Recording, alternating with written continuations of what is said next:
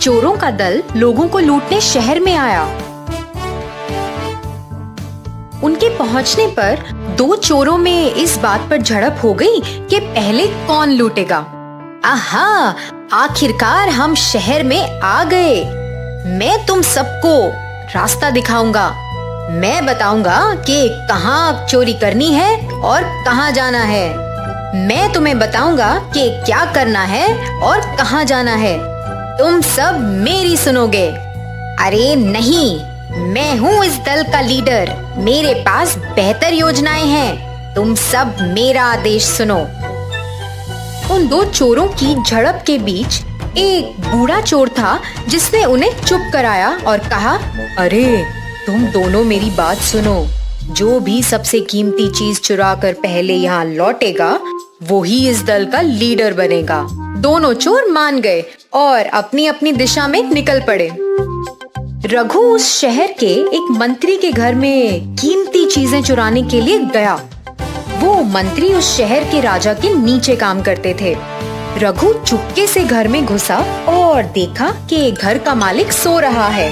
वो धीरे से गया और उसने वहाँ एक कमरे को देखा जो बहुत आकर्षक था। कमरे के कोने में एक बड़ा सा बक्सा रखा हुआ था। रघु को लगा इसमें तो बहुत से गहने पड़े होंगे और उसने धीरे से उसे खोला। जैसा भी उसने सोचा था वो सब उसमें था और उसने सब कुछ अपने बस्ते में डालना शुरू किया। उसने बैग को अपनी पीठ पर बांधा और वहाँ से निकलना शुरू किया। जैसे ही वो बस्ते के साथ दरवाजे के पास पहुँचा, उससे गलती से एक फूल का गमला गिर गया। उसके कारण जोर से आवाज हुई और मंत्री अपने कमरे से बाहर आ गया। अरे कौन है वहाँ? कौन है? रघु झट खिड़की की ओर भागा और वहाँ से कूद गया। वो एक नीले पानी से भरे हुए टब में जा गिरा। जब टब से बाहर आया तो उसका पूरा शरीर नीला हुआ पड़ा था। उसने परवाह नहीं की और उसी स्थान के लिए भाग निकला जहाँ सब चोरों को मिलना था। जब वो पहुँचा तो बाकी के चोर उसे देखकर कई सवाल पूछ रहे थे। हे, तुम कौन हो? तुम नीले क्यों हो? और रात के इस समय पर क्या कर रहे हो? अरे मैं हूँ रघु। मैंने और माही ने चुनौती रखी थी ना और हम यहाँ से निकले थे ना। इसी बीच माही ने खजाना लूट लिया था और वो भी वहाँ पहुँच गया था जहाँ रघु बाकी सब चोरों से बात कर रहा था। जैसे ही उसने रघु को उस नीली डाई में रंगे हुए देखा, उसने पहचान तो लिया मगर नाटक करने लग गया जैसे उसे कुछ पता ही नहीं कि वो कौन है। हे, तुम कौन हो? अरे मैं ही हूँ रघु। देखो मैं क्या लाया। मैं ये चुनौती जीत गया हूँ। मैं तुमसे पहले और तुमसे ज्यादा खजाना लाया हूँ। मैं ही हूँ इस दल का अगला लीडर। अरे तुम झूठ बोल रहे हो। तुम बस नाटक कर रहे हो। रघु तो ये चुनौती जीत ही नहीं सकता। तभी उसने तुम्हें भेजा है लगता है। उसने ये योजना बनाई ही होगी और वो बहुत बेईमान है। बाकी चोर आपस में खुसफुस करने लगे। वो माही की बातों में आने लग गए थे और सोचने लगे कि रघु तो ये चुनौती शायद जीत ही नहीं पाता। उन्हें लगा ये सब एक योजना है। अरे नहीं नहीं यारों, मैं कोई और बनने का नाटक क्यों करूँगा? क्या तुम मुझे या मेरी आवाज को पहचान नहीं पा रहे हो? माही चुप था और उसे नहीं पता था कि क्या बोलना है। कुछ देर में आसपास लोग इकट्ठा होने लग गए। तभी सिपाहियों को इसके बारे में पता चला और वो भी पहुंच गए। उन्होंने इन चोरों को यहाँ पहले कभी नहीं देखा था और उन्हें भी नहीं पता था कि क्या हो रहा है। तुम दोनों कौन हो और रात के इस समय में क्या बहस हो रही है? अभी मेरे साथ राजा के घर चलो। हाँ हाँ चलो, मुझे वहाँ ही इंसाफ मिलेगा। मैं भी आऊंगा। मैं राजा को सब बताऊंगा और उनकी सलाह भी लूंगा। सिपाही और चोर राजा के महल में पधारे। सिपाही ने राजा को प्रणाम किया। ओ राजा जी, हमने शहर की सरहद में इन लोगों को इस समय लड़ते हुए पाया। हमें इन पर शक है तो आपके सामने पेश कर रहे हैं। राम कहाँ है?